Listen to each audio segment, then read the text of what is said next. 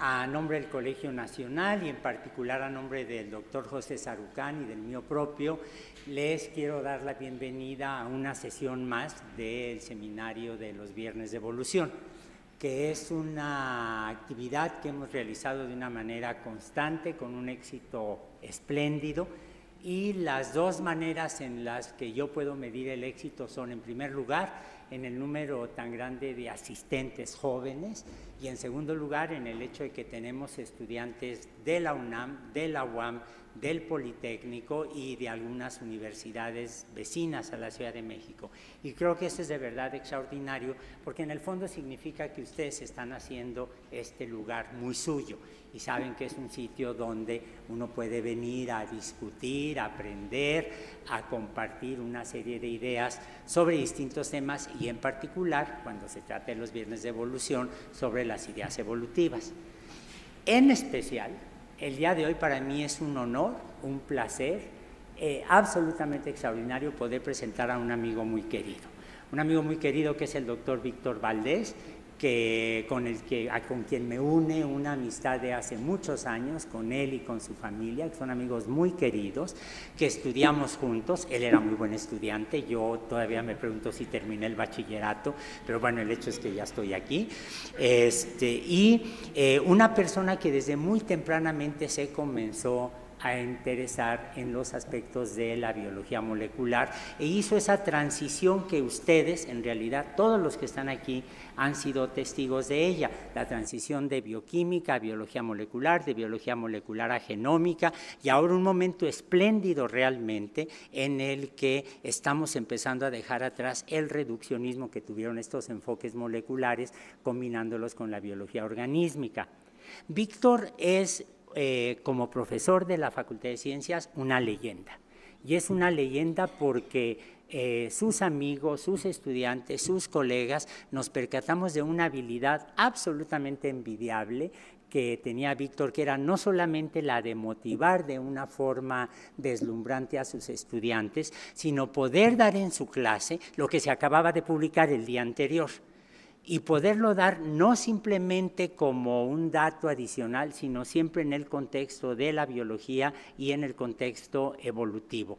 Para mí, de verdad, es un placer personal enorme, enorme, el poder presentarlo el día de hoy, el que esté con nosotros, el que ustedes estén con él, que sientan que esta es su casa, tanto Víctor Valdés como ustedes, y finalmente decir que Víctor, a pesar del empeño de muchos de nosotros, decidió jubilarse. Vi ayer por casualidad en un correo electrónico que me envió que decía profesor doctor Víctor Valdés, Facultad de Ciencias, retirado. Víctor nunca se va a retirar. Y la mejor prueba de que nunca se va a retirar, estoy seguro que es la charla de hoy. Víctor, muchas gracias. Te quiero mucho, ¿no?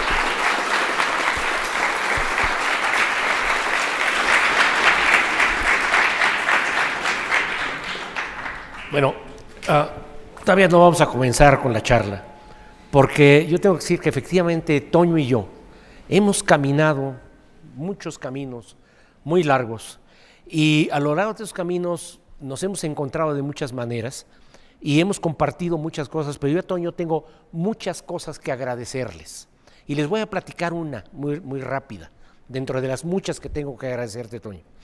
Cuando me encargaron ya dar la parte teórica del curso de biología molecular, yo estaba verdaderamente aterrado, o sea, temblaba, más que ahorita. Y dije, hijo, ¿cómo le hago? Medio había preparado la clase, pero tenía pánico de ir a dar la clase, era en la tarde. Y entonces dije, ya sé qué voy a hacer, voy a invitar a Toño a que hable de lo que él sabe hacer, que ya lo sabía decir desde entonces. Entonces la clase sería a las 6. Yo llegué como a las 5 de la tarde al laboratorio donde estabas, ¿no? Que es el mismo que estás ahora. Te dije, oye, Toño, te voy a invitar a que des una parte de mi curso. Me dice, sí, cómo no, claro, con todo gusto. ¿Cuándo? Le digo, en 1 hora. Ahí estuvo Toño, ¿ok? Ahí estuvo Toño y posiblemente ese momento, te lo he comentado varias veces, Toño, fue un arranque, ¿sí? Que allanó muchos caminos por los que hemos transitado juntos. Entonces, para mí es un gusto, un honor y una satisfacción estar aquí el día de hoy con ustedes para hablar de lo que dice ahí, lo que he llamado los avatares del genoma humano. Como sé que es una charla para público general, quisiera comenzar hablando un poquito del ABC del DNA. Va a ser nada más un ABC, no vamos a llegar a la Z, a la conformación Z, para los que entienden, no vamos a llegar a la conformación Z, pero cosas sencillas. Por ejemplo, la biología molecular, aunque ya existía como disciplina, realmente arranca el 25 de abril de 1953, cuando Jim Watson y Francis Crick hacen la propuesta de la estructura tridimensional de la doble hélice. Me gusta enfatizar, hicieron la propuesta de. Watson y Crick no descubrieron el DNA, ya estaba descubierto. Watson y Crick no descubrieron la doble hélice. Watson y Crick generaron un modelo compatible con la información existente y que además permitía explicar cosas. El chiste es, el modelo permitía explicar cosas, las voy a explicar un poquito en ese momento. Ahora, la doble hélice que está ahí, que es una hélice original de ellos, es un poco antigua, pero bueno, las características que tiene es una doble cadena polinucleotídica, lo cual es simplemente una forma de decir que la molécula del DNA tiene unidades químicas que se llaman nucleótidos. Creo que funciona mejor este otro pointer, que llamamos nucleótidos, ¿no? Que tienen un fosfato, un azúcar y una base nitrogenada, de las cuales hay 4: adenina, guanina, timina y citosina. Son las unidades químicas que componen el DNA y otro ácido nucleico, que es el RNA, y que a veces podemos representar con el nombre de letras. Es una abstracción. Lo digo porque alguna vez me he dado cuenta que confunden que en el DNA tenemos letras, y no tenemos letras en el DNA. Representamos la secuencia de nucleótidos como letras, ¿ok? Y esto forma una estructura duplo helicoidal. El modelo, dado que postula que hay 2 cadenas que son complementarias, donde hay una guanina, hay una citosina, donde hay una timina, hay una adenina, y se dice que esa información es complementaria, de tal manera que esta es la primera dimensión que explica las características del gen. ¿Cómo es que la información puede pasar de padres a hijos por la copia de las moléculas de DNA? Cuando se abren y se copian, entonces la información pasa de padres a hijos. Pero hay otro punto muy importante, y es que en realidad no es solo eso, no solo pasa de padres a hijos, sino como la copia puede ser más o menos imperfecta, entonces, ahí tú, espérame, le presiono, que no es podemos tener mutación que hace que realmente la copia de la molécula imperfecta del DNA es el motor de la evolución, porque genera mutaciones y genera la especiación y la filogenia. La otra dimensión es que la molécula del DNA en sí hace muy pocas cosas. La molécula del DNA, Adelaida, ¿te copié esta diapositiva a ti? Creo que sí, ¿no? ¿No? Es que a veces uno se copia diapositivas unos a otros, ¿no? Sí, yo sí me lo hago, ¿no? La molécula de DNA no hace nada, entonces la molécula de DNA tiene las instrucciones para hacer proteínas, y esto nos explica la otra dimensión del gen, lo que es la expresión génica y la diferenciación celular, o lo que llamamos los procesos ontogenéticos, ¿ok? Ahora, las proteínas son entidades, macromoléculas, que están conformadas por unidades químicas que llamamos aminoácidos, de los cuales hay 20, ¿no? Que los representamos nuevamente con letras del alfabeto. Esto nuevamente no quiere decir que las proteínas tienen letras, sino son aminoácidos que podemos intitular con letras.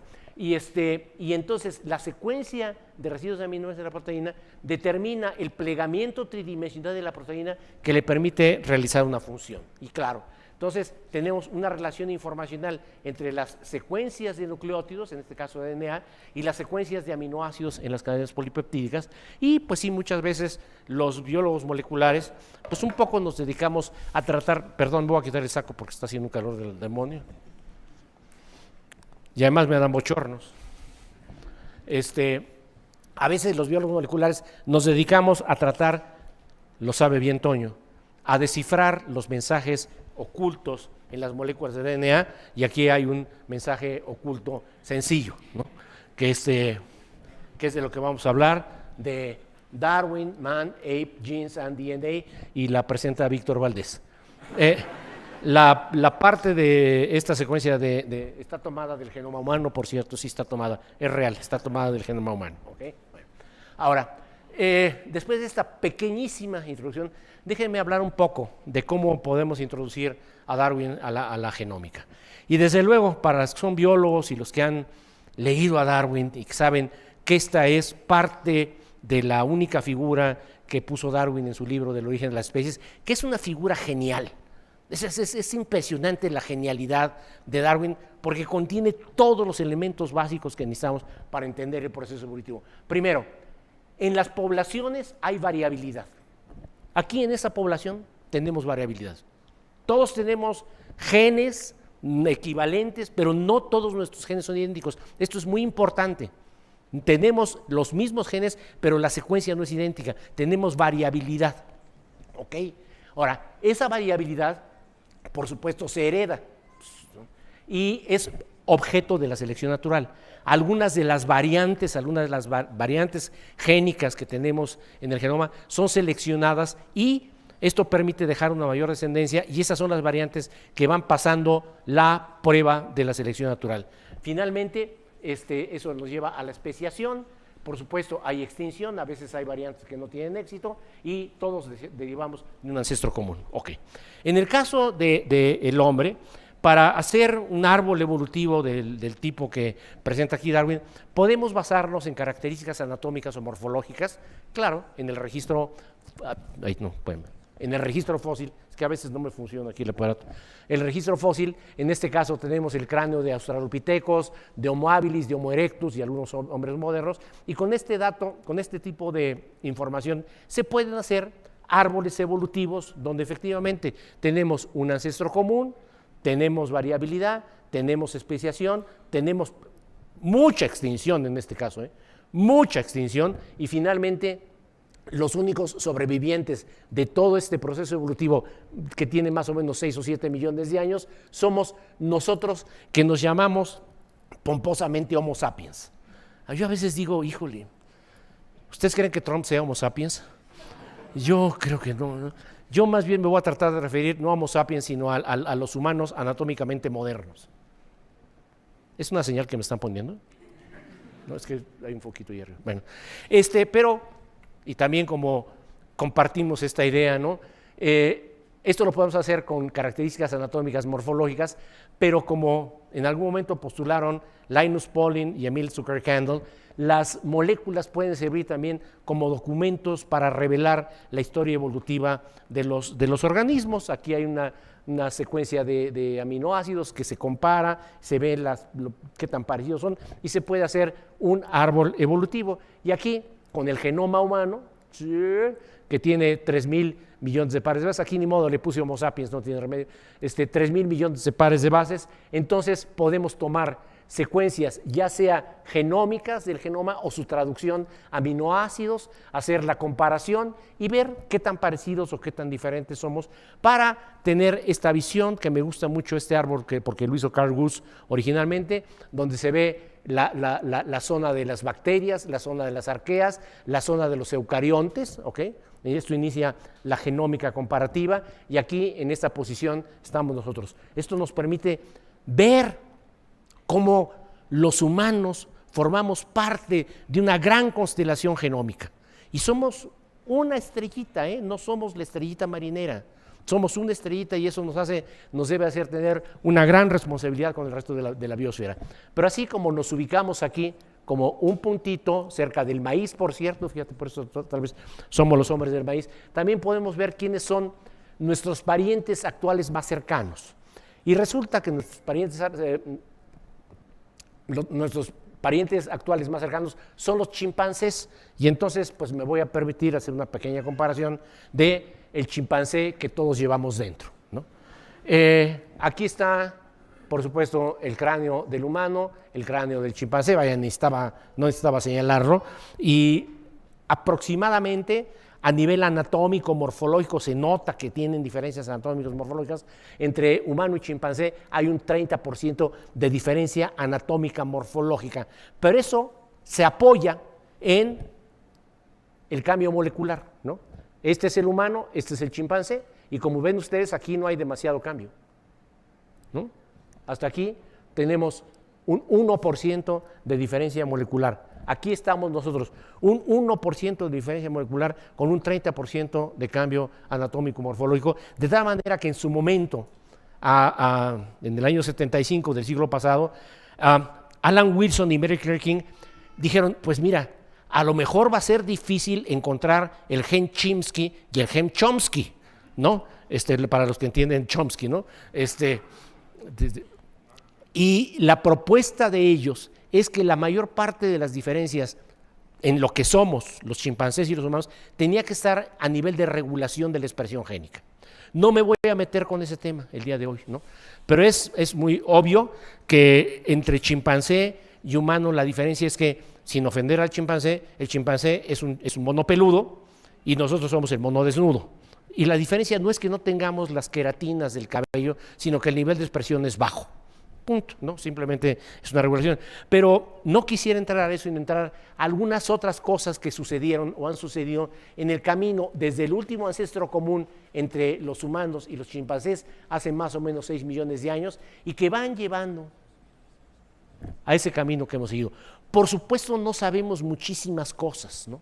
Una de las primeras cosas que sucedió muy temprano en el este de África, donde empezaron a evolucionar los que nos llamamos homínidos, no homínidos, homínidos somos más, pero homínidos somos los que caminamos erectos. Y muy temprano en África, los homínidos, nuestros ancestros aquí representados por ardipithecus, comenzaron a caminar erectos, ¿ok? Y en ese camino de los homínidos van pasando una serie de cosas, llegan los australopithecos y finalmente hace más o menos 2 millones de años llegamos los humanos, los homo. Ahorita regreso un poco a eso. Pero bueno, en ese camino, ¿no? Quisiera decirles que ha habido cambios en el genoma, a los cuales me quisiera detener un momentito, ¿no? Porque son cambios muy importantes en el genoma. Los genes nos pueden contar historias, ¿no? Y una historia es que un gen se puede duplicar. Eso lo sabe perfectamente bien el grupo de Toño, que trabajan precisamente con genes duplicados. Y la consecuencia de la duplicación génica está sumamente abierta. Pueden pasar muchísimas cosas. No me entretengo en las cosas que pueden pasar, voy a hablar de algunas, ¿no? Pero lo importante es que en el genoma podemos tener duplicaciones y ciertamente nuestro genoma muestra las cicatrices de muchas duplicaciones antiguas. Aquí en estos puntitos representan sitios donde han encontrado, se han revelado duplicaciones. Pero ahora, yo les quiero hablar, así como Dickens de la historia de 2 ciudades, yo les quiero hablar de la historia de 2 familias multigénicas. La primera familia multigénica es una familia multigénica de un conjunto de genes que se llaman Notch. Notch es un proceso, unos genes que conocemos desde hace mucho, desde principios del siglo pasado, cuando el pionero de la genética, Thomas Hunt Morgan, trabajó con las mosquitas de la fruta de las drosofilas, y de hecho Notch quiere decir mordisco, muesca en las alas de las drosófilas, ¿no? Y ahí las empezó a estudiar, pero hoy en día la vía de señalización de Notch está mucho más estudiada, es muy complicada, es muy complicada, pero finalmente se sabe que Notch, en particular en el desarrollo del cerebro, Notch tiene un papel importante porque Notch están las células precursoras de las neuronas y que van a estar dividiendo. Acuérdense, las neuronas ya dividen poco, pero los precursores sí dividen, se están dividiendo, y lo que hace Notch, la presencia de esta proteína, dice, bueno, ya, deja de dividirte y diferenciate, ¿ok? Es lo que hace Notch, bloquea la proliferación celular. Pero los genes de Notch tienen una historia curiosa, eso ha sido evidenciado hace poco, no salió publicado ayer, pero casi salió como en marzo, ¿no? La publicación, por supuesto, ya sabían cosas, ¿no? Pero la organización de Notch en el cromosoma número 1 del ancestro, ¿no? Es que Notch tenía una sola copia, ¿no? Ahí estaba Notch muy contento. En algún momento se duplicó, pero la copia duplicada no fue una copia productiva, fue una copia no funcional que llamamos un pseudogen. Y los gorilas y los chimpancés heredaron esa copia no funcional. Nada. Y ahí están gorilas y chimpancés con una sola copia de Notch. Pero curiosamente, va pasando el tiempo y hace más o menos 3 o 4 millones de años, Notch, por decirlo así, resucitó. Sucede, son cosas que suceden, hay genes que tienen algún defecto y que luego por alguna razón son reparados. Entonces, volvió a ser un gen funcional y además se duplicó 2 veces más. El resultado es que los humanos contemporáneos tenemos no solo el Notch original, sino tenemos 3 genes Notch adicionales. La consecuencia, dado que Notch, su función es decir, regular la proliferación, diferenciación, en la versión ancestral, esta de acá, ¿no? Notch dice, bueno, pues sí, prolifera un poquito, pero ya diferenciate, ¿ok? En la versión que tenemos, Notch está insistiendo en que haya proliferación celular, y ya se están imaginando qué es lo que está pasando. Se está retrasando la diferenciación a expensas de la proliferación celular, y el resultado es, si hay más proliferación y después hay diferenciación, tienes más neuronas. Entonces, en el cerebro de los homínidos, porque esto pasó hace mucho tiempo, el resultado de estos cambios, de estos arreglos genómicos, de estas resucitaciones de Notch, es que en el cerebro de los homínidos, incluyendo nosotros, tenemos un mayor número de neuronas que los gorilas y los chimpancés. La otra familia multigénica es esta que tiene un nombre absolutamente impronunciable, y no voy a tratar de decir el nombre para que nadie trate de repetirlo, porque se van a hacer como un trabalenguas. Lo vamos a llamar Slit Robo. Slit Robo es otra vía de señalización que también tiene que ver con el desarrollo del cerebro. En particular, Slit Robo regula la diferenciación celular y muy en particular la formación de unas estructuras neuronales que están en las dendritas, que se llaman las espinas dendríticas. Perdón que algunas diapositivas están en inglés, pero pues no me dio tiempo de traducir todo. A veces no se puede, ¿no? Pues entonces, Notch controla la formación de dendritas, y Notch nuevamente lo que hace es, dice, bueno, a ver, ya párale, ya no hagas más espinas dendríticas, ahí muere. Notch participa, ya, se acabó, ¿ok? Bueno. Notch también tiene una historia interesante de rearreglos genómicos, ¿no?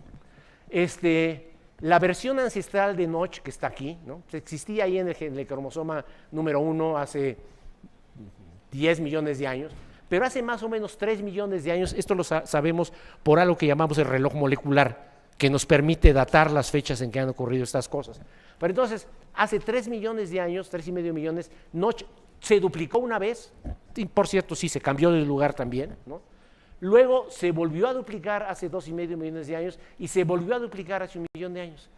La duplicación de hace 3 millones de años y de hace 1 millón de años no son relevantes en este momento. La que es relevante es la duplicación de hace 2,4 millones de años, que generó una copia de Slit Robo, pero es interesante, no es una copia completa, es una copia truncada del gen, pero se transcribe y se traduce y produce una cadena polipeptídica, esta que está aquí, que si se dan cuenta es una de las regiones de la cadena de Slit Robo completa funcional. Pero esta parte que adopta una estructura tridimensional bien y todo, es capaz de alguna manera inhibir la función del Slit Robo nativo. La resultante es, Slit Robo va a decir, al llegar a sus receptores, se va a poner ahí, va a decir, ya, deja de hacer spines, ¿ok?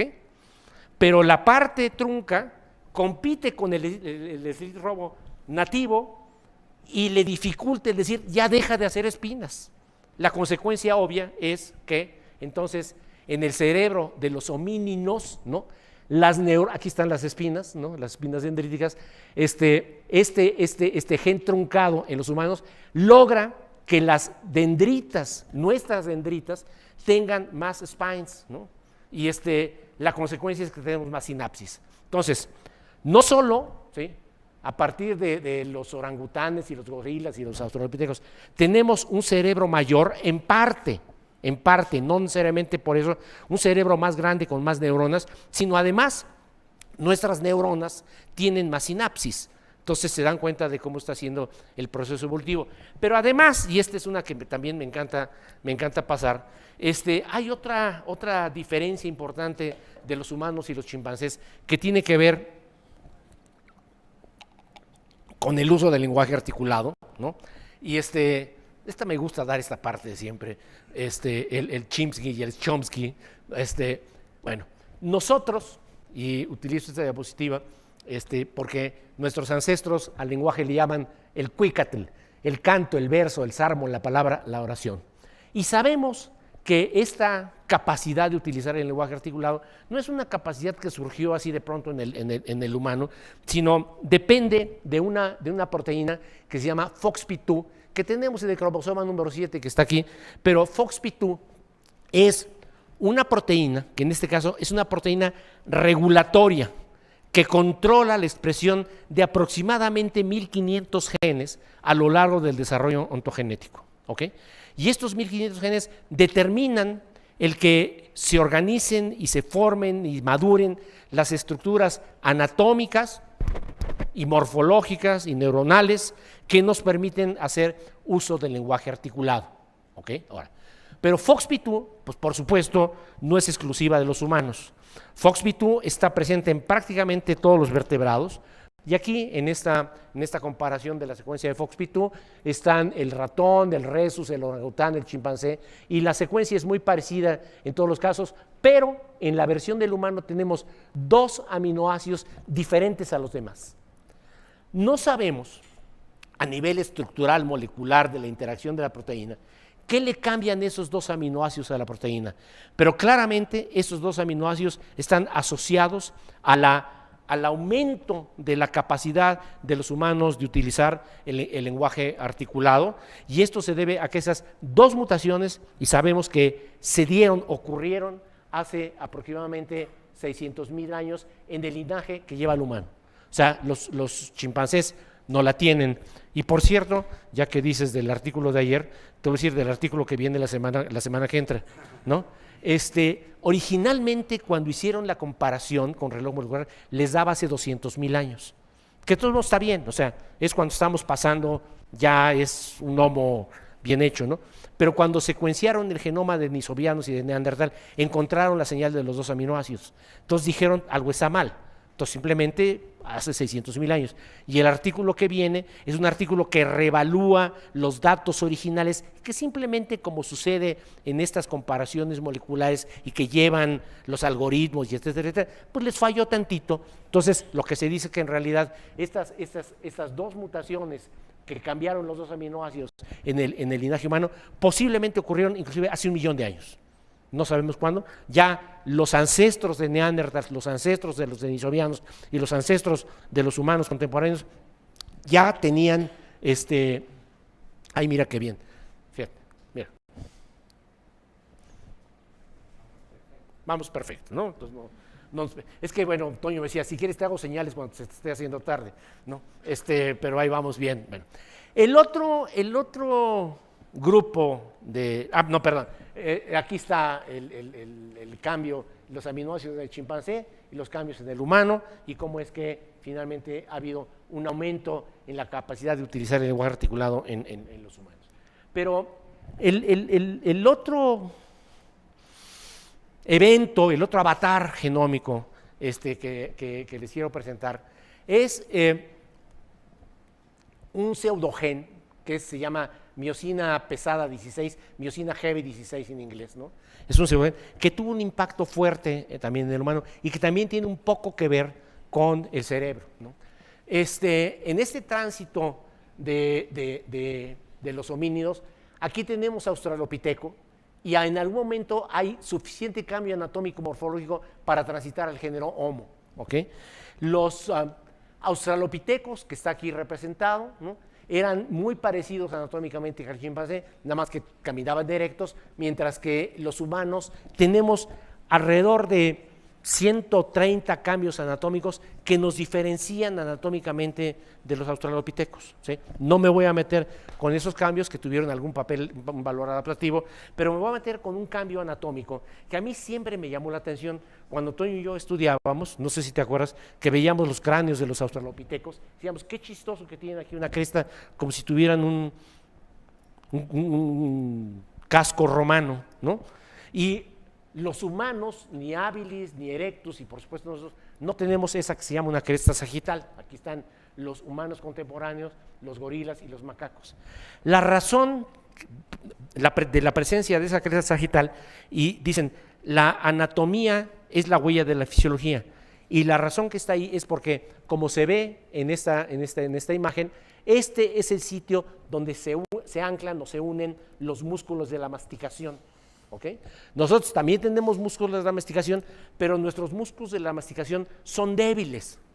Cualquiera que haya agarrado un pedazo de carne dura se dará cuenta que la puede masticar un rato y nada más, ¿no?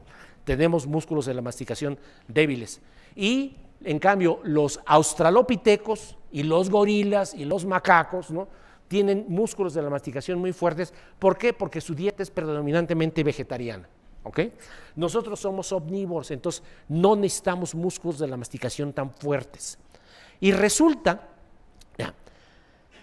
que hay dos maneras de enfocar esto, ¿no? Se nos debilitaron los músculos de la masticación porque nos convertimos en omnívoros, o porque nos convertimos en omnívoros se nos debilitaron los músculos de la masticación. Las dos son hipótesis válidas, pero la realidad, lo que hacen los análisis moleculares es que los músculos se mueven por dos proteínas, actina y miosina, ¿okay? Y miosina es una familia multigénica que tiene expresión en varios sitios, pero esta miosina pesada 16 tiene una expresión específica en los músculos de la masticación, y resulta que la versión del humano en una de las partes del gen le faltan dos nucleótidos, de tal manera que esta mutación hace que en vez de que se produzca la proteína completa, se produce una proteína truncada que nos sirve para dos cosas, para nada y para nada. Entonces, y esto, yo no sé si me lo ha escuchado Toño, pero es un extraordinario ejemplo de cómo funciona la selección natural. A veces, bien, déjenme decirle, todos aquí somos mutantes, para empezar, ¿no? Todos, ¿no? Toño y yo somos mutantes en primer lugar, ¿no? Pero a veces se piensa que la mutación es mala, nociva, fea y cochina, ¿no? Y no, la mutación es la materia prima de la evolución. Entonces, fíjense, en algún momento, hace más o menos 2,5 millones de años, había un grupo de homínidos con la versión sana de miosina GB16, perfecto, y se alimentaban de tubérculos, de raíces, etcétera, etcétera, ¿no? Pero en algún momento, en esta variabilidad en la población, ¿sí?, algún individuo que estaba en etapas prenatales sufrió la mutación, la deleción de los dos nucleótidos. Y pues nada, que se pudo desarrollar, llegó al nacimiento y no tuvo problemas al principio, porque por supuesto como mamífero se alimenta de la leche materna, ¿okay? Llega la época del destete y podría parecer que este primer mutante en miosina GB16 va a estar en desventaja con respecto al resto de los homínidos que están ahí, que comen raíces, tubérculos, etcétera, etcétera. Pero uno se puede imaginar, ¿sí?, a este primer homínino, ¿sí?, que no tiene la mordida tan fuerte, pero que eso sí tiene hambre, a fuerza, ¿no? Entonces encuentra un huevo, un gusano, un caracol, un insecto, y se los come.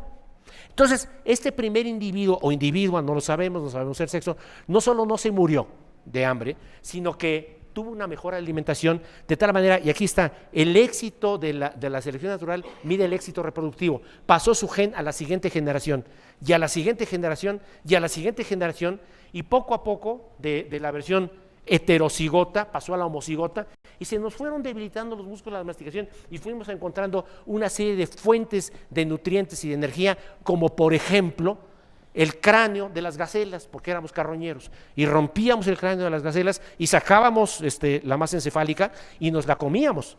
Y hoy decimos, ¡qué horror! Pura grasa y colesterol, ¿no?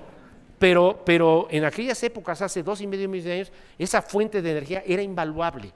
Entonces, en este caso, se acompaña también la evolución de los humanos por estas mutaciones que convirtieron a un gen en un pseudogen, pero que nos orilló a convertirnos en omnívoros, y poco a poco fuimos haciendo otras cosas, y hoy, por supuesto, cocinamos los frijoles para poderlos comer mejor y obtener más nutrientes. Entonces, esta es la historia de Miosina Heavy-16. Ahora, Toño tenía una particular, tenía ganas de que hablara un poquito del neandertal que todos llevamos dentro, o casi todos llevamos dentro. Vamos a hablar un poquito de los neandertales y nosotros. Dejamos a los australopitecos acá atrás, ¿no? Y ahora seguimos caminando, ¿no? Y llegamos a los más cercanos y tenemos a los humanos contemporáneos y a los neandertales como dos especies, las últimas dos especies muy, muy cercanas. Pero neandertal, ciertamente, pues luego lo representamos como nuestro pariente incómodo, ¿no? Muy burdo, muy rústico, Neandertal se nos presenta como alguien que ahí está la imagen, ¿no? En oposición a posiblemente a un neandertal mucho más, pues resulta que con la posibilidad de utilizar secuenciación de DNA antiguo, ¿no? Se ha podido hacer secuencias de neandertal y de otros humanos fósiles, y de tal manera que hoy sabemos que efectivamente los humanos contemporáneos y los neandertales somos vecinos o parientes cercanos, somos primos cercanos, ¿no? Tenemos a nivel genómico un 99.7% de identidad, entre nosotros tenemos un 99.9% de identidad, a no ser que haya un neandertal por ahí, pero tenemos eso. Y tenemos un ancestro común que se le ha llamado el Homo heidelbergensis. Heidelbergensis vivió en África hace 800,000, 600,000 años, y Heidelbergensis salió de África, se fue a Europa. Si digo algo más, me dices, tú me corriges, ¿no? Está ya Jorge que me puede corregir estas cosas, pero Heidelbergensis salió de África, llegó a Europa, tal vez en parte de Asia, y evolucionó hacia Neandertal. Los Heidelbergensis que se quedaron en África evolucionaron a los humanos anatómicamente modernos. O sea, el ancestro común, Neandertal y humano contemporáneo. Pero resulta que cuando se hizo la secuenciación del genoma del Neandertal, Svante Pavo encontró, al hacer la comparación con los humanos contemporáneos, que efectivamente tenemos un 99.7% de identidad, pero algunos humanos, particularmente algunos humanos no africanos, tienen huella directa de genoma de Neandertal en sus cromosomas. Esto no es fácil de evidenciar, no es fácil de demostrar. Si tenemos 99% de identidad con el chimpancé y ustedes vieron el alineamiento, ahora imagínate 99.7% de identidad con el Neandertal, ¿no? Jorge a lo mejor me podía ayudar a decir cómo es que se puede discriminar esas cosas, pero se puede. Y el chiste es entonces que asumimos que si se asume algunos humanos no africanos tienen huella de genoma de Neandertal, esos humanos no africanos tuvieron que encontrarse con Neandertal y tener un intercambio genético. Esa es la forma elegante de decir, ¿no? Tuvieron un intercambio genético, posiblemente en la zona del Medio Oriente se encontraron los humanos descendientes de Heidelbergensis que caminaban hacia el resto del mundo, se los encontraron, tuvieron ese encuentro, de tal manera que todos los humanos resultantes, incluyendo, entiendo que la mayor parte de nosotros, no, todos nosotros seguro, ¿no?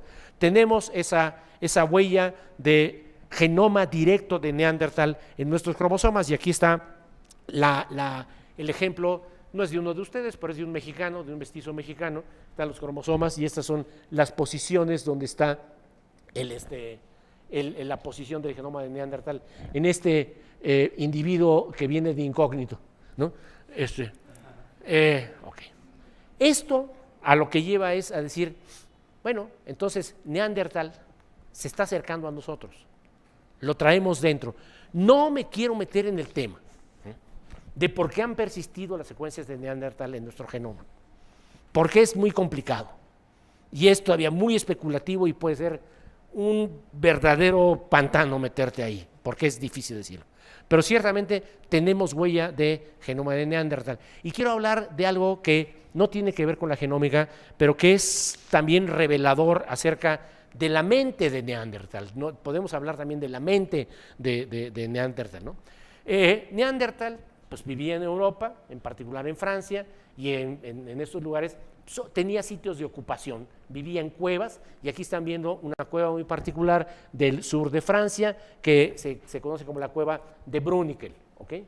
Ahora, esta es una cueva especial porque normalmente las cuevas, ya sea de Neandertal o de Cro-Magnon, están muy en la entradita, ¿no?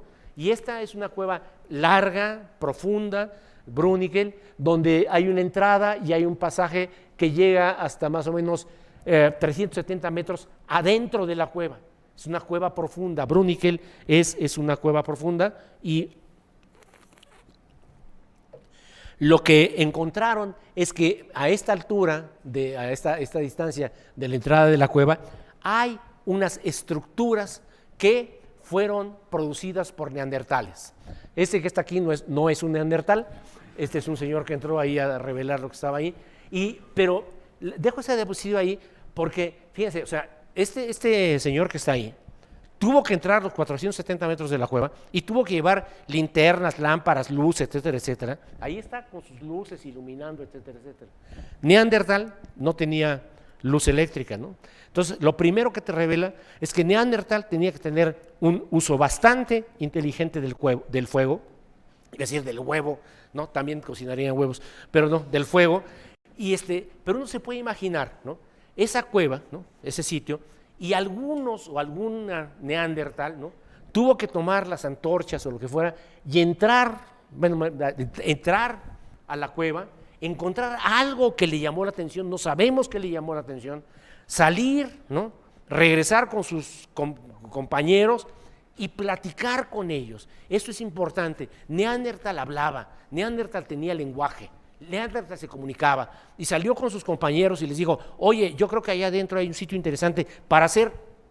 No sabemos qué hay que hacer, pero ¿sabes qué? Pongámonos de acuerdo y ustedes entran con las antorchas y ustedes se organizan acá y ustedes de acá, por favor, las estalagmitas que están aquí, ¿no? Estas son las estalagmitas, me las cortan más o menos, tal vez no dijeron a 30 centímetros, pero el promedio del tamaño de la estalagmita checa con que tenían alguna, aunque fuera muy rústica, idea de la medida, porque no tienen cualquier tamaño hasta ahí, sino son bastante cercanas a los 30 centímetros, e hicieron este círculo. No es un círculo perfecto, desde luego, ¿no?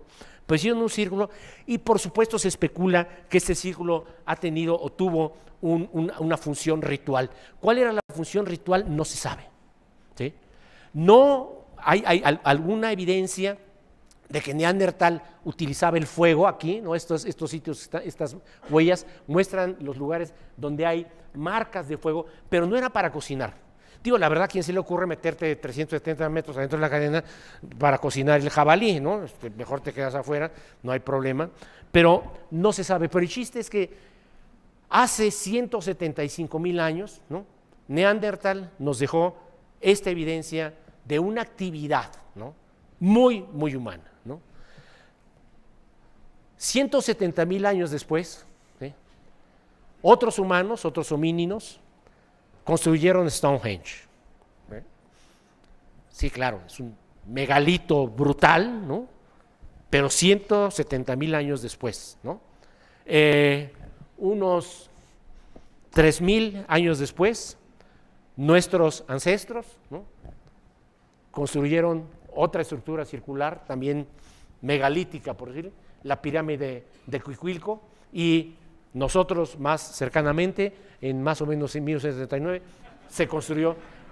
Lo pongo, digo, porque pues sí, como que la cosa circular desde Bruniquel, y hay muchas otras, o sea, pongo algunos ejemplos, pero Bruniquel, Stonehenge, pues algo hay ahí que nos gustan los círculos como para celebrar algo, ¿no? desde luego el espacio escultórico es un espacio de celebración, no queda la menor duda, y Cuicuilco es un espacio maravilloso. Lo cual, ¿no? Me lleva a otra parte de Neandertal. En España también hay cuevas que fueron ocupadas por Neandertal, ¿no?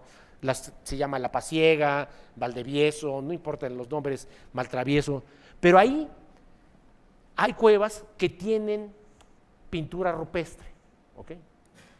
Bueno, recientemente, haciendo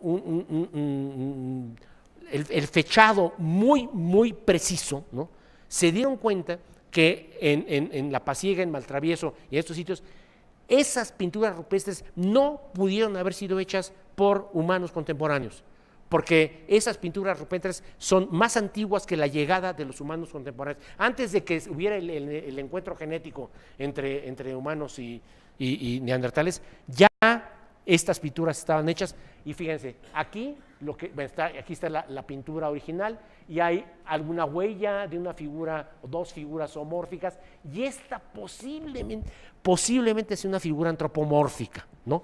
Y lo maravilloso que eso también después lo repetimos y lo repetimos y lo repetimos ad nauseam, ¿no? Aquí en Maltravieso, la huella de la mano de Neandertal, ¿no? Maravilloso, ¿no? Maravilloso, lo cual quiere decir que en realidad yo pienso que Neandertal pudo haber sido el hombre que sobreviviera, ¿sí? Sobrevivimos nosotros, pero yo creo que tenemos una deuda, a veces se me traban se me cruzan, una deuda con Neandertal, porque Neandertal tal vez era hasta más humano que nosotros, ¿no? Pero ahora, para terminar, ya llegamos a la era contemporánea, a la era actual, y no cabe duda que nuestro genoma no ha parado, ¿no? Y la evolución y la selección no han parado, y lo que decía, la variabilidad, ¿no? En los diferentes grupos de diferentes regiones geográficas de los humanos vemos una riqueza no solo cultural, sino genética y genómica muy importante. Queda claro que el color de la piel, los rasgos de los ojos, la forma del pelo están sujetos a selección natural, ¿sí o no, Jorge? ¿No? Por supuesto que son. Jorge Gómez, ahí antropólogo molecular, y pero se está poniendo un poco de moda. O sea, esto fue antes de antier, pero ya se lo están pasando por todos lados, ¿no? Se han descrito muchas adaptaciones contemporáneas de los humanos, pero hay una que es la que quiero pasar, es adaptaciones al buceo libre. Y hay un pueblo, ¿no? Los Bayao, que viven cerca de Indonesia, en el sureste de África, que les llaman los nómadas del mar, porque ahí tienen sus como casas flotantes y van flotando por el mar, y su sustento, como se ve en la diapositiva, pues lo obtienen del fondo del mar, de hacer buceo libre. Y entonces una investigadora pues muy motivada, muy abusada, decidió ir a ver si podía encontrar algunas adaptaciones en los Bayao diferentes de otro pueblo muy cercano, pero que es un pueblo continental, los Saluan, ¿no? Entonces, Melissa y Lardo ya tenían una pistita, o sea, a veces no es que de pronto te vas con los Bayao y encuentras las cosas, simplemente ya tenía pistas. Se dio cuenta que los Bayao habían desarrollado, o algunos Bayao tenían un vaso. Cecilia, dije vaso, no dije hígado, no es que lo digo hígado en vez de vaso, mi anatomía anda un poco mal de vez en cuando, pero entonces han desarrollado un vaso un poco mayor. Bueno, en el extremo un 50% mayor. Debo de enfatizar, no paso las gráficas, no paso los datos para no saturar el asunto, pero es una cuestión estadística, ¿no? Hay Bayao que tienen un vaso de tamaño normal y hay Saluans que tienen un vaso de tamaño un poco más grande, pero cuando tomas una muestra poblacional y la graficas, estadísticamente, efectivamente, los Bayao tienen un vaso más grande. Y esto también ya se sabía. El punto es que Bayao, el vaso de los Bayao, captura eritrocitos, captura células rojas sanguíneas, y cuando el individuo se tira al mar y se sumerge, que comienza a contener la respiración, el hígado, el vaso, se contrae y expulsa células rojas, lo cual les permite tener una mayor resistencia abajo del agua.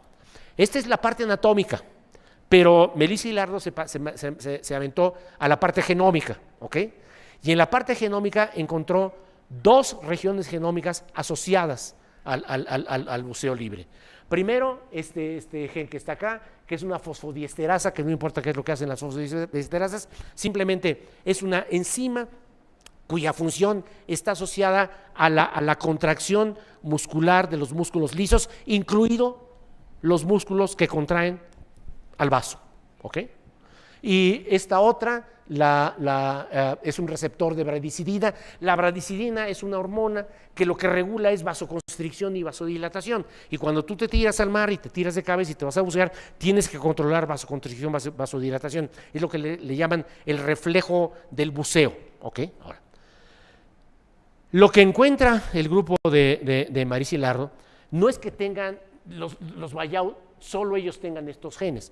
Todos ustedes tienen estos genes, todos los tenemos, ¿no? Pero nuevamente en la población hay variabilidad. Entonces, lo que encuentra Marisa Hilardo es que la versión de los Wayao es esto que se llama un polimorfismo de un solo nucleótido, que tiene este nombre, que no importa el nombre, pero es una específica en particular. Aquí a lo mejor, alce por favor la mano el que tenga esta variante. Pues no se han genotipificado, pero a lo mejor alguien la tiene, podría ser, ¿no? Y esta otra variante acá, ¿no? Pero es una variante del gen, ¿no? Que es la que está asociada con el desarrollo del hígado, del vaso mayor. Cuando cuantifica el grupo de Hilardo la proporción en particular de la fosfodiesterasa, nada más pasé esta, fíjate, lo que encuentra es, en los Wayao, la frecuencia alélica de este SNP es del 37%, ok, solo tiene 1000 años el proceso de selección.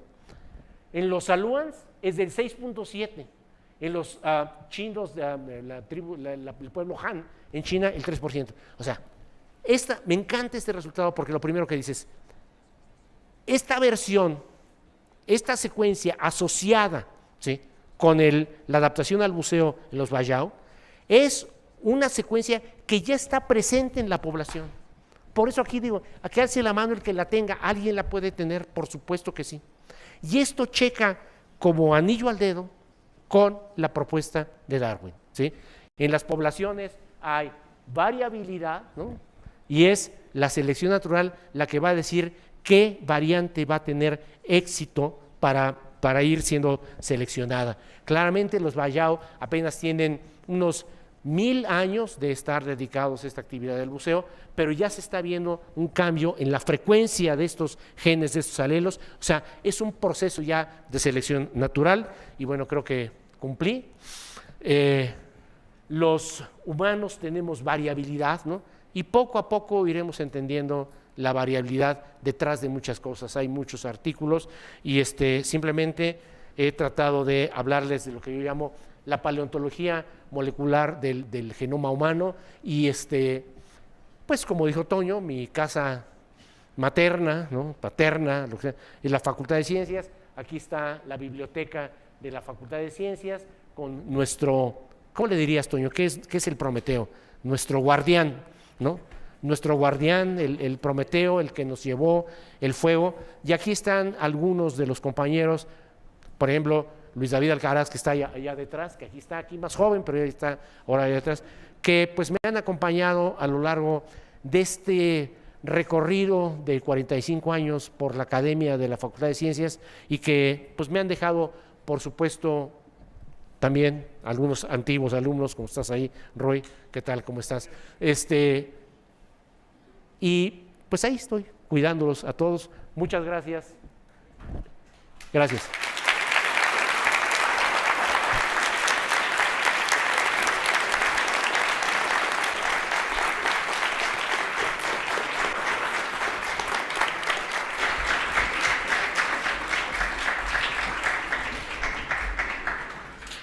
Este es tu saco. Sí. Siéntate, por favor.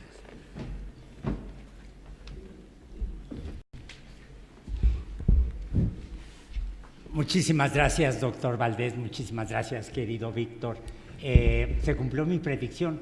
Siempre que escucho a Víctor, aprendo algo nuevo.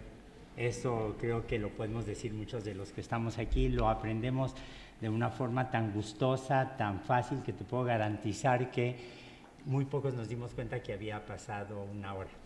Gracias, de verdad. Tenemos tiempo para preguntas, dudas, comentarios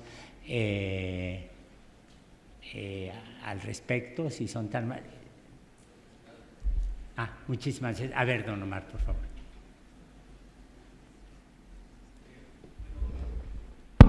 Sí. Bueno, mire, una duda que me llegó a mí es, por ejemplo, cuando dicen que tenemos integrado ahí a un simio. Yo en realidad lo que pienso es que se tomó lo que fuera funcional, es lo que yo creo que debe ser, para que se integraran ahí. Se tomó lo bueno, cuando hubo ese cruce fue genético, yo pienso. Se tomó lo bueno y se reincorporó al humano moderno. No sé si esté bien la idea. ¿Te refieres a la parte del genoma de Neandertal? Sí, cuando se incluyen ahí parte de la información del Neandertal. Es difícil decirlo. Bueno, en biología no hay ni bueno ni malo, ¿no? Y una cosa que han encontrado es que aparentemente algunos de los genes que heredamos de Neandertal hoy nos hacen alguna maldad. No son tan... Aunque lo que están discutiendo es que en el momento que se dio el encuentro neandertal y humano, algunos de los genes que pasaron de Neandertal a nosotros nos ayudaron a sobrevivir. Por ejemplo, hay uno que hoy en día hace que la coagulación en los individuos que son portadores de esta variante, no todos tenemos todas, se coagule muy rápido la sangre, lo cual pues tiene sus problemas.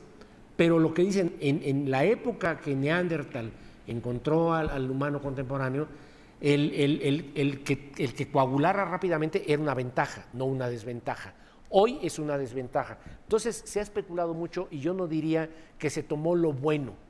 Se tomó algo, trataremos de explicar en los próximos años cuál es el sentido biológico de esas regiones de Neandertal, pero acuérdate, en biología no hay ni bueno ni malo. Sí, por favor. Una pregunta sobre el nombre de Chomsky. Chomsky habla de las oraciones nucleares. ¿De las qué, perdón? Oraciones nucleares que hacen posible que los seres humanos seamos capaces de articular una serie de sonidos para crear el lenguaje. Y esas oraciones nucleares nos permiten, según Chomsky, crear un número infinito de oraciones. Uh-huh. ¿Qué se puede decir de esto? Bueno, Chomsky es un tema, Chomsky es un tema muy, muy, muy complicado y, por supuesto, ha sido inclusive rebatido muchas veces, ¿no? Lo que yo simplemente tomé a Chomsky, porque claramente Chomsky es un lingüista y ha sido un estudioso de la estructura de las lenguas y ha sido un estudioso de la evolución de las lenguas, aunque es muy difícil hablar de la evolución de las lenguas. ¿Okay? Chomsky, por ejemplo, asume que el lenguaje humano más básico, independientemente de lo que usted dice, el lenguaje humano más básico, más antiguo, inclusive más rico, es el lenguaje de la tribu San en Sudáfrica, que son los que utilizan los clics, que hablan con clics, y es muy difícil de entender, es un lenguaje muy difícil, pero que Chomsky dice es el lenguaje más antiguo y más complejo que hay. Pero yo simplemente tomé a Chomsky, como dije, del Chimsky, y sin... Sí. Buenas noches. No llegué un poco temprano, entonces igual mi pregunta ya la dijo en su exposición, pero con todos estos avatares que mencionó, el factor epigenético podría ser un avatar más que se estaría incluyendo en todos estos procesos evolutivos, y si lo es, ¿cómo estaría afectando? Si ya lo expuso y no llegué a verlo, pues ya no lo digo. Mira, el tema de la epigenética me lo evité, ¿no? Tal vez tendríamos que preguntarle aquí alguien que está aquí enfrente, pero que no voy a decir el nombre, ¿por qué el tema epigenético en el aspecto evolutivo también es un berenjenal? Ok, pongamos algo muy sencillo, ¿no? Muy sencillo, y sabemos que nuestro genoma está organizado en cromosomas. Perfectamente bien, tenemos 23 pares de cromosomas, muy contentos. Curiosamente, los chimpancés tienen 24, ¿ok? Dices, ay, qué chistoso, los chimpancés tienen un cromosoma más que nosotros. Qué interesante, pero en realidad resulta que lo que nosotros tenemos son 2 cromosomas autosómicos fusionados en lo que llamamos el cromosoma número 2. Y esto empieza a tener, por supuesto, un impacto en la estructura global de la cromatina en la interfase, y empieza a tener que ver con estos dominios epigenéticos, ¿no? Entonces, ¿qué efecto, qué papel evolutivo puede tener el fusionar 2 cromosomas? O otra diferencia que tenemos con el chimpancé es que tenemos una inversión, y eso seguramente también tiene un efecto. Entonces, intuitivamente se está pensando que todos estos rearreglos genómicos y todas estas circo, maroma y teatro que jugamos con el genoma tiene un papel evolutivo. Pero, ¿qué crees? Que lo acaban de publicar ayer. Por supuesto. Ay, no, de veras cuesta trabajo, ¿no? La levadura, Saccharomyces cerevisiae, tiene 16 cromosomas, vive muy contenta con 16 cromosomas. Y sin neutrones, y con genes bajos. Sí. Pero ¿qué crees que le hicieron? ¿Sí? Se pusieron a juntarle cromosomas. Sí, sí, así se lo sabe Toño. ¿Y qué pasó? No pasó nada. O sea, no, sigue siendo bastante funcional. Ya le empezaron a encontrar algunos defectos, pero mira, forma cadenas. Para retomar lo que estaba diciendo, evito el tema de la epigenómica, porque en primer lugar es un tema muy complejo, muy complicado, y ya a veces a uno lo rebasan estos temas, ¿no? Y a lo mejor en el futuro habrá alguien aquí que hable de la evolución de los aspectos epigenéticos, ¿no? Sí, me permites un segundo, Víctor, en este sentido, la epigenética hoy la reconocemos, la empezamos a reconocer como una parte de la herencia no genética. Y todos ustedes conocen un par de ejemplos adicionales que me voy a permitir mencionar, que es la herencia no mendeliana, por ejemplo, de los microbiomas. Cuando una ternera nace, la vaca erupta y lo que está haciendo, o le está lamiendo, lo que está haciendo es pasarle, la vaca regurgitado y le está pasando a lamerla con la saliva todo el microbioma, toda la población microbiana que le va a permitir a la vaca digerir más adelante la celulosa de la alfalfa que está comiendo. Cuando un bebé humano nace, o un bebé neandertal nace, seguramente por un mecanismo que no voy a discutir, el contacto con la madre muy íntimo le está pasando el microbioma, y ese es un mecanismo no mendeliano de herencia que también se da, al igual que el fenómeno epigenético. Y hay un tercer punto que Víctor lo insinuó, que es absolutamente fascinante, que es la herencia cultural. Si ustedes se ponen a pensar, la herencia cultural no es genética, se podría decir de una manera muy vaga que es una herencia lamarckiana, pero evidentemente aquí tenemos otro mecanismo más que jugó un papel importante en la evolución de los homínidos. Las mamás neandertales que iban y pintaban su mano probablemente tenían hijitos neandertales que sabían hacer lo mismo. Y a lo mejor los humanos copiaron a eso. lo mejor los humanos lo copiamos de allí. La joyería neandertal que hemos encontrado también es absolutamente deslumbrante. Si ustedes se meten a la red van a encontrar estas conchas pintadas de rojo maravillosas que sabemos que los y las neandertales usaban para decorarse. Entonces es otro caso de herencia no mendeliana, distinta a la epigenética, pero que hay que tomar en cuenta. Y no puedo evitar aquí mencionar el caso de la cresta sagital, que si ustedes se dan cuenta, efectivamente los humanos la perdimos, pero la están recuperando todos los estudiantes del CCH que se peinan como mango chupado, ¿no? Porque es exactamente tal como se ve, ¿no? Había por ahí una pregunta más, por favor. Sí, yo también. En cuanto al gen del Notch, de la división celular de neuronas, ¿se han descrito algunos otros factores aparte de la duplicación de genes que contribuyen a la división celular, como por ejemplo cambios epigenéticos o a nivel de la expresión de este gen, además de la duplicación, que tengan también influencia en la división celular de neuronas, o nada más hasta el momento nada más se han hecho en cuanto a la duplicación? A ver, O a nivel promotor, o sea que si se ha descrito algún nivel a nivel promotor o epigenético que no ha llegado contribuya. a nivel de promotor. Mira, esto realmente es muy reciente. El trabajo genómico, ¿sí?, para estar buscando efectivamente, es que es muy reciente que se dan cuenta que son 3 genes, porque están ahí muy metidos, muy imbricados, y de lo que sí se dan cuenta es que de pronto, si hay arreglos genómicos en individuos, si adquieren alguna copia más, les da macrocefalia.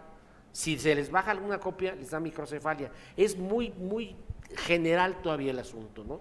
El asunto de los promotores, sí, es un promotor, no sé si todo el mundo sabe lo que es un promotor, pero el promotor es una secuencia que controla la expresión de un gen y que puede tener también cambios y que afectan. Un ejemplo que quisiera mencionar es el caso de un promotor en el maíz que cambió con respecto al teosimple. O sea, el teosimple es esta plantita pequeñita de la cual se deriva el maíz, ¿no? Y hay un gen que se llama, bueno, lo llaman, lo voy a decir en español, el hojita 1, el branch 1, ¿no? El hojita 1, que lo que determina es que el fotosintato, lo que capta la hoja, lo mande al grano, y entonces el gen este dice, ya, deja de mandarlo. Pues resulta que el maíz tiene una mutación en el promotor que hace que la instrucción sea sigue y sigue mandando fotosintato, de tal manera que en vez de la espiguita del teosimple tenemos la maravillosa mazorca del maíz. Pero en el caso de Notch no han llegado a ese nivel de ver el nivel de expresión de cada uno de los 3 y el promotor, porque además en esto de las secuencias regulatorias a veces se piensa, y lo sabes bien tú, Toño, y su grupo, que es muy fácil andar haciendo comparaciones de secuencias regulatorias, porque pero son tan pequeñas y tan maleables y se cambian de aquí para acá que no es fácil hacerlo. Entonces, hasta donde yo sé, no, en Notch no lo han visto. Hay una pregunta allá atrás, si son tan amables. ¿Cuál es su opinión sobre los organismos como bacterias a las que por biología sintética se les inserta un gen diseñado sintéticamente, en tanto que son genes que al ser diseñados de esta forma están escindidos de la evolución? No podría repetir la pregunta.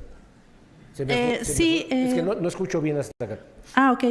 ¿Cuál es su opinión sobre organismos como las bacterias a las que por biología sintética se les inserta un gen diseñado sintéticamente, en tanto que estos genes están escindidos de la evolución? Es decir, ¿cuál es su opinión sobre...? A ver, ¿están qué? Escindidos, no son genes Escindidos. Que son a partir de un sistema evolutivo natural, sino que son diseñados sintéticamente. Bueno, sintéticamente, yo creo que no son diseñados sintéticamente. Están tomados de genes que existen. Es que tu pregunta tiene como muchas respuestas, tiene muchas facetas. Yo no sé si te refieres simplemente a organismos transgénicos con genes que les pusieron ahí que no son los suyos. Y si es por ahí la pregunta, yo te diría, a mí no me preocupa ni me da miedo. La selección natural va a actuar, no te preocupes, no hay problema. La biología sintética y los organismos transgénicos no van a colonizar el mundo. Esa es mi opinión. Y de hecho, pues yo he hecho organismos, no sé si sintéticos o no, pero es que he clonado genes y se los he puesto genes de planta a la bacteria y de la bacteria a la planta, y hasta ahorita pues no ha sucedido nada. La herramienta tal vez que ahorita tiene más poder de generar variabilidad, que se nos pueda ir un poco de las manos, es la tecnología de edición génica con los CRISPR y el Cas, ¿no? Esa es muy poderosa, aunque cada tercer día también reportan que tiene un problema, ¿no? Que algo no les funciona.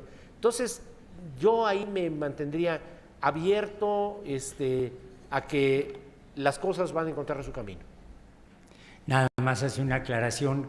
Justo este tema va a ser objeto de 3 mesas redondas aquí en el Colegio Nacional con el descubridor del mecanismo CRISP, Francisco Mújica, que va a estar aquí, y van a participar diversos investigadores mexicanos y van a participar gente que hace problemas de bioética y varias estudiosas de los derechos reproductivos de la mujer, porque como todos ustedes saben, ese es un punto muy álgido que está teniendo implicaciones o que puede tener una serie de implicaciones que ahora no alcanzamos a ver.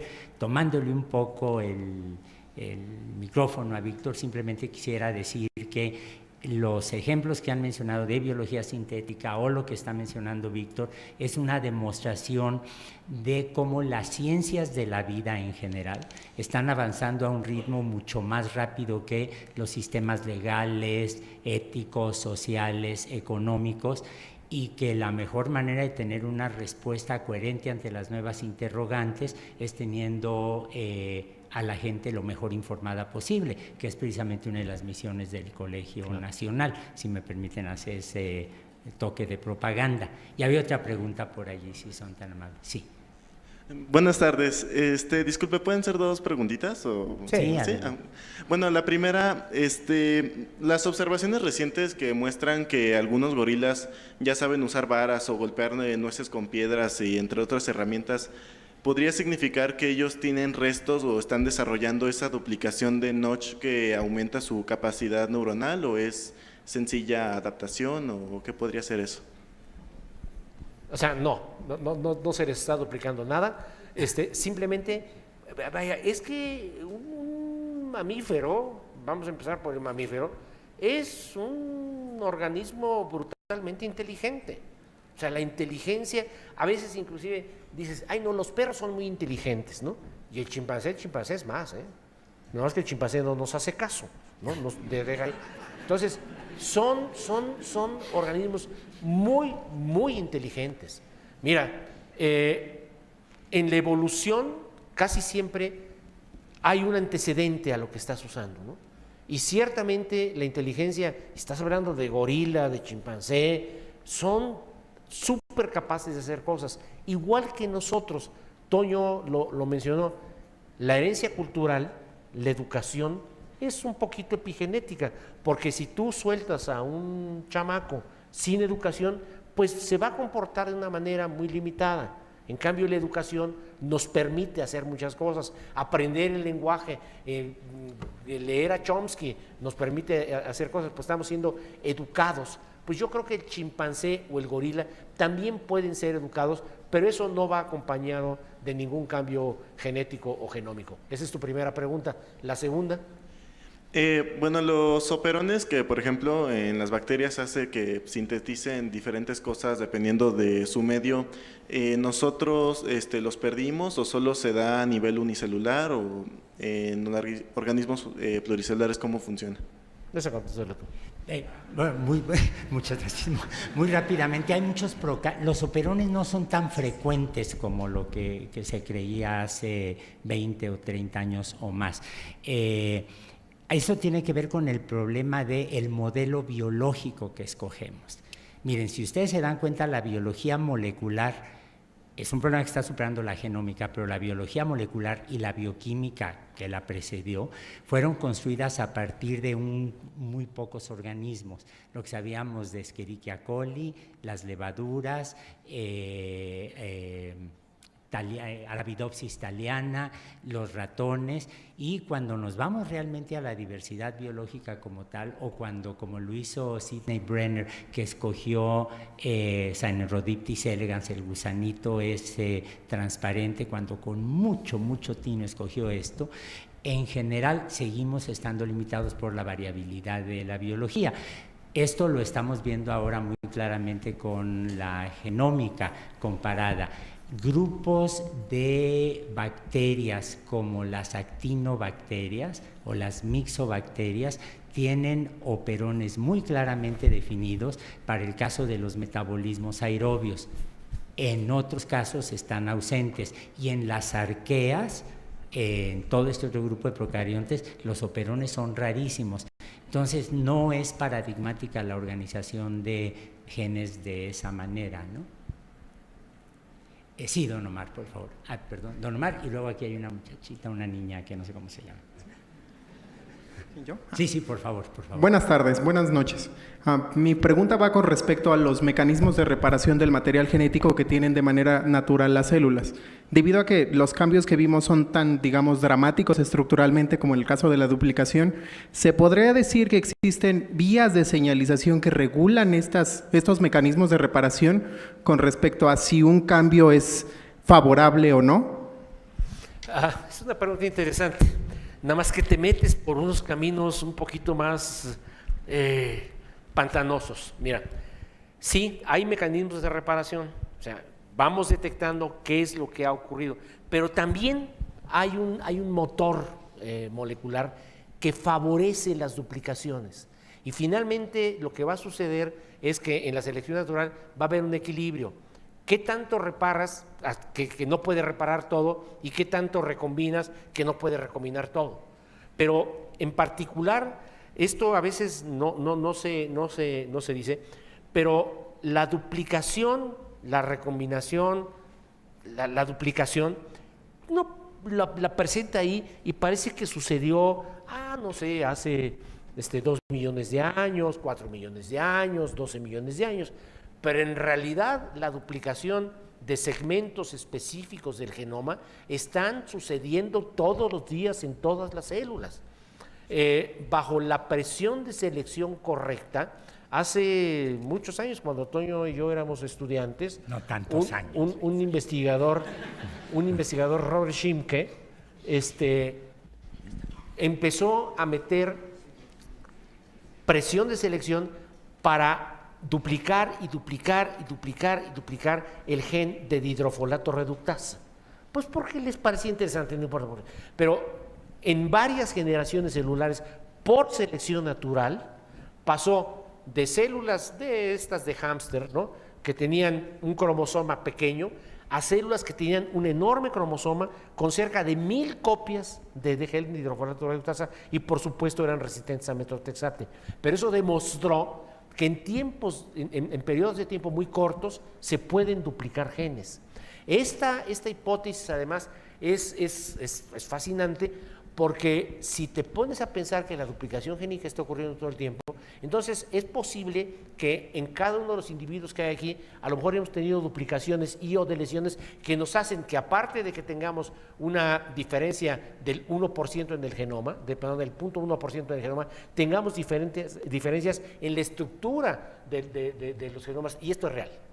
Entonces, si tienes esta balanza entre reparar lo que aparentemente se movió y mover las cosas para tener más variabilidad. Y tal vez uno de los puntos importantes, porque tú dijiste que no sea nocivo, que no haga daño, que no haga efecto. Y efectivamente aquí tiene que haber un balance entre qué tanto tolera el sistema biológico la duplicación de algo o no. Te voy a poner como ejemplo el cromosoma número 21.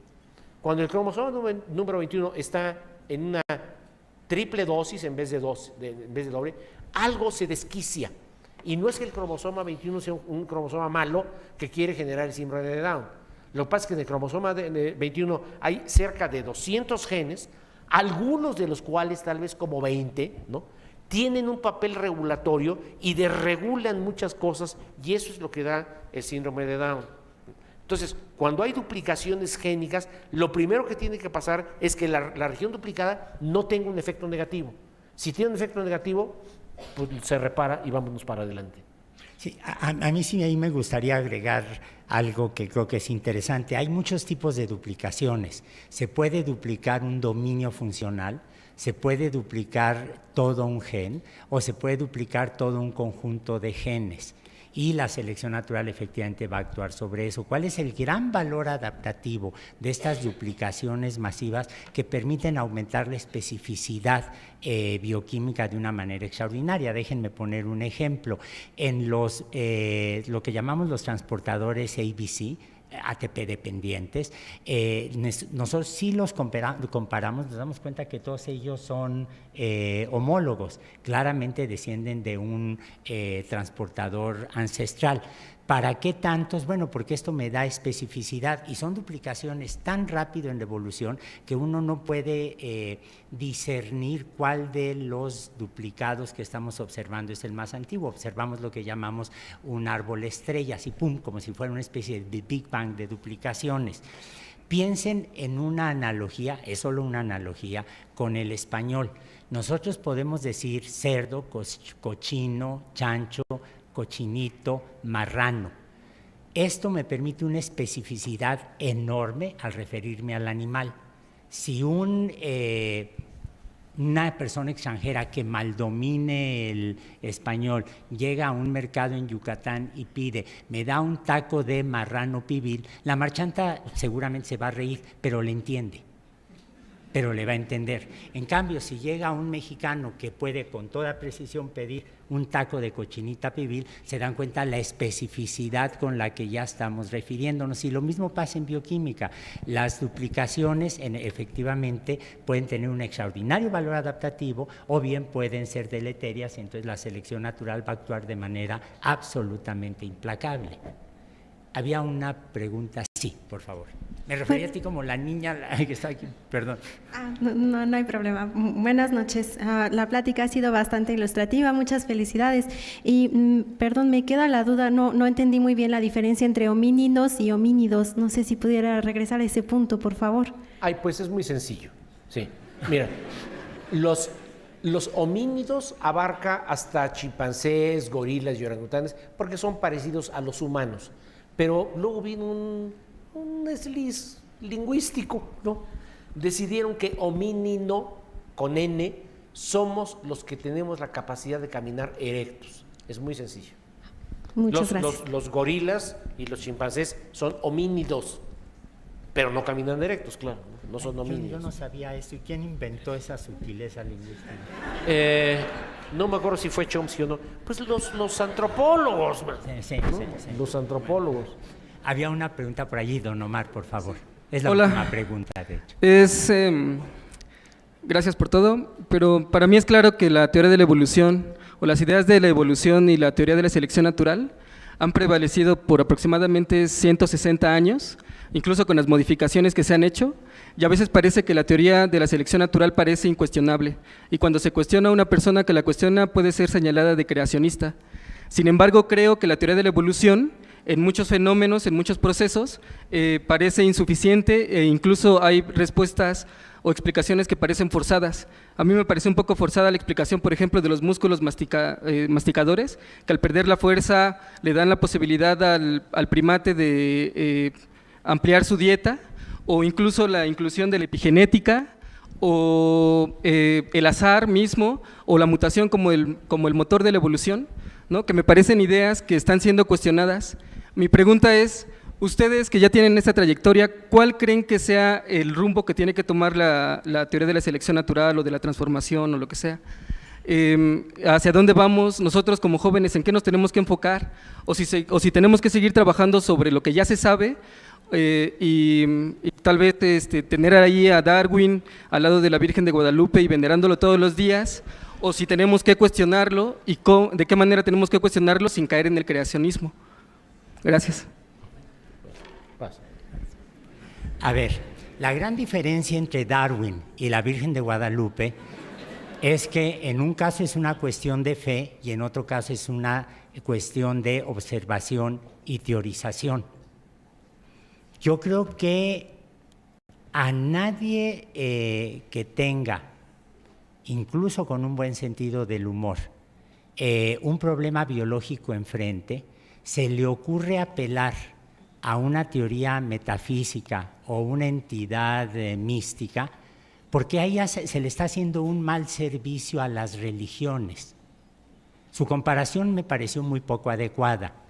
No me pareció en modo alguno, porque no creo que sea su intención, una burla hacia los sistemas religiosos, pero sí me pareció una aproximación muy pobre a lo que es la teoría de la evolución. como ocurre con todas las teorías científicas, empiezan con una cierta idea que se va desarrollando históricamente y hoy en día Darwin no está ni entronizado ni beatificado, sino en realidad lo que tenemos es un reconocimiento absolutamente secular, absolutamente laico, a la capacidad de un individuo producto de una circunstancia histórica que nos dio una explicación extraordinaria para entender la diversidad pasada y presente de la biosfera. Lo que hoy en día llamamos darwinismo en realidad es un eufemismo para referirse en general a muchos procesos evolutivos. Darwin no conocía, por ejemplo, el papel del transporte horizontal de genes. Eso, sin embargo, cuando lo vemos en detalle, nos damos cuenta que no entra en contradicción con la idea de que hay un proceso de evolución biológica en donde la selección va a jugar. Darwin no conocía la idea de la deriva de secuencias, que, sin embargo, hoy reconocemos como parte del proceso evolutivo. Darwin nunca habló de simbiosis ni endosimbiosis, y sin embargo hoy nos damos cuenta que la anastomosis, el venir juntos, el unirse ramas de un árbol que él creía siempre divergente, ha sido esencial en la evolución, como lo demostramos todos los eucariontes. Entonces yo creo que lo que hay que entender es que cuando hoy en día hablamos de darwinismo, estamos reconociendo de manera gozosa una deuda intelectual con una persona que inicia una explicación perfectamente lógica, comprobable empíricamente, de lo que explica esa extraordinaria diversidad y los mecanismos que la generan en el mundo vivo, y en modo alguno eso el reconocer las limitaciones de la teoría, que nosotros somos los primeros en reconocer, eso hay que decirlo, en modo alguno me lleva a los brazos ni de la Virgen de Guadalupe ni de otra deidad. Si usted quiere bailar con la Virgen de Guadalupe, me parece que es su derecho total, pero me parece que la analogía es mala si lo que está buscando es un camino de desarrollo intelectual como joven que es. Yo creo que es mucho más interesante, siempre con una visión materialista, siempre con una visión evolutiva, que implica reconocer este rango de mecanismos, ver cómo podemos entender cuál fue el proceso de evolución. Y yo creo que ese es un camino mucho más rico, que le ofrece un respeto a quienes son creyentes y le ofrece al mismo tiempo un reconocimiento intelectual poderosísimo a quienes han desarrollado y continúan desarrollando y continúan, créanmelo, desvelándose a veces por las limitaciones que tenemos con la teoría de la evolución. Había yo dicho que esa era la última pregunta, no sé si Víctor quiere agregar algo para concluir. Pues tal vez es decir que ha sido un gusto, un placer compartir esta mesa con mi amigo Antonio Lascano. Se me pasó a decir que también la primera conferencia que di, la di contigo, hace muchos años. ¿No te acuerdas tú? La dimos por ahí un día, ¿no? La primera. Ahora platicamos. Ahora platicamos, muy bien. Bueno, gracias. Bueno, muchísimas gracias, Víctor.